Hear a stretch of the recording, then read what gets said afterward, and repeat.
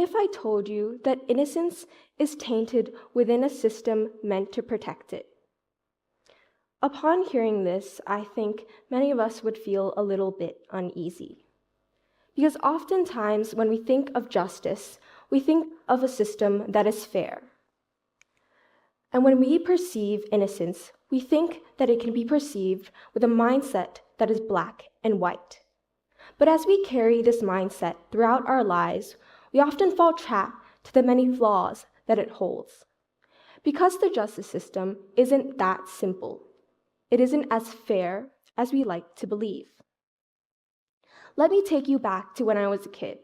One day at school, someone had pushed me into the bathroom and my knee hit the small edge of a sharp step.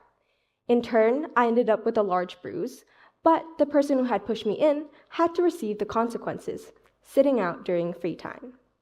That was a version of justice we understood as children, the version where justice was fair and simple. To us, the plotline of a complete story was one that followed a narrative arc. That when a character faces obstacles, they always reach resolution. They always end up in a happily ever after.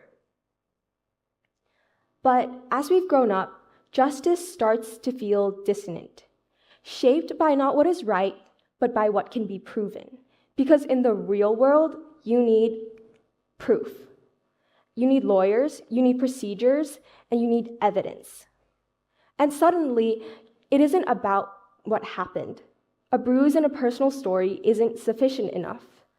And that's where moral tension is first seen within the justice system. Because the thing is, when we view the justice system, we think that it is something that is supposed to provide order. But yet, the rules that preserve it can feel deeply unfair.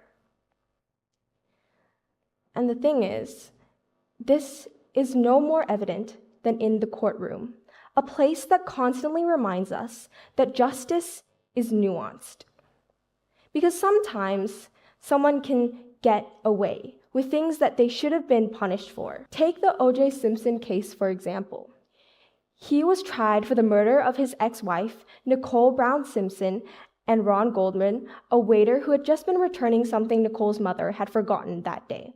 Upon first hearing of this case, I think many of us would jump to the conclusion that O.J. Simpson had been the one who had committed this crime, because it had felt that evidence was overwhelming. It felt that it all pointed towards him. Because there was DNA belonging to O.J., his wife, and the waiter found not only at the crime scene, but also outside his house and inside his car. There was a history of domestic violence and a glove at the crime scene that matched exactly the one he had at his house. But yet, he was acquitted. Why? Because the defense team, often regarded as the dream team, decided that they didn't have to prove innocence. All they had to do was create reasonable doubt, a legal standard that requires the jury to be absolutely certain before delivering a verdict. This was a very calculated move.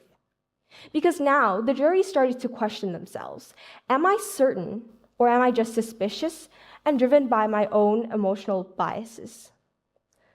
But the issue with this is that the justice system seeks to resist certainty, because certainty, although emotionally convenient, is logically incomplete. In life, you're never certain about anything, even in the simplest decisions. So how could the jury be certain about this? And the narrative started to shift. And the defense team, with one iconic line, "If it doesn't fit, you must acquit." They simply argued that just because the glove at the crime scene didn't fit O.J. Simpson's hand, it simply means that he's not guilty. And yes, that is where, and that is why, the jury decided that he was not guilty. Though it's important to note that a verdict of not guilty does not declare innocence. It simply means that the law cannot reach certainty beyond reasonable doubt. And admittedly, when I was learning about this case, I found myself frustrated. And I kept asking, why was the justice system designed this way when the rules that preserve it, again, feels deeply wrong? And this is where the first flaw reveals itself. Because I started to limit myself from considering the nuances within this case, because I started to view it from a black and white mindset.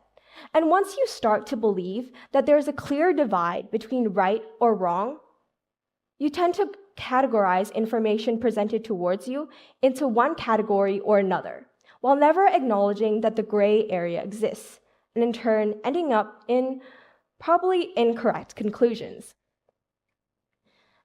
And that's why the justice system is designed that way. There are so many procedures, there are so many systems set because they want to preserve balance and prevent biased conclusions. But then I had to ask myself a harder question. Why do so many countries still choose to design their justice system this way? Why do they insist on having prosecutors, defense teams, and the burden of proof when the outcome felt wrong? Well, we have to look at a different case. The Central Park Five. 5 teenagers were accused of assaulting and raping a jogger at Central Park. The public, upon hearing about this news, decided that they were going to point fingers, just as I did with O.J. Simpson. Media narratives painted these 5 teenagers as guilty, even before the trial began. And the thing is, when the media starts to frame suspects as villains, it pressures the public to value closure over truth, and to believe that to complete this narrative arc, the resolution would have to be that the jury decided that these 5 teenagers were going to be guilty. And that takes away the very doubt that the justice system is meant to protect. Because doubt should be promised to anybody accused of a crime. And the doubt the defense teams protect. Because the defense team in this case were the only people who were willing to listen to these 5 teenagers' truth and defend them in the courtroom that decided their fate. But even then, it already felt like the story was written. Because the thing is, this case occurred in America. This had meant that the jury who was going to decide these 5 teenagers' fate was going to be a part of the public. The public who were exposed to the media narratives, who were exposed to the pressures, and they were convicted. But yet, years later, DNA evidence and a confession from the real perpetrator proved that they were not guilty. They were innocent. And this is why defense teams matter, even if they feel as if obstacles to this narrative arc that we so are comfortable with. There's this long-standing principle in law that states that it is better for the guilty to go free than for an innocent person to be wrongfully convicted. Again, it feels unsettling because it goes against the very morals we were taught as children. It goes against the equation of wrongful deed equals consequence. But that is the truth, because the thing is, once you wrongfully convict an innocent person of a crime they didn't do, the damage to the reputation, opportunities, and life, they all remain and can't be taken away. Because this label sticks with them forever, and all the years they spent in jail cannot be repaid.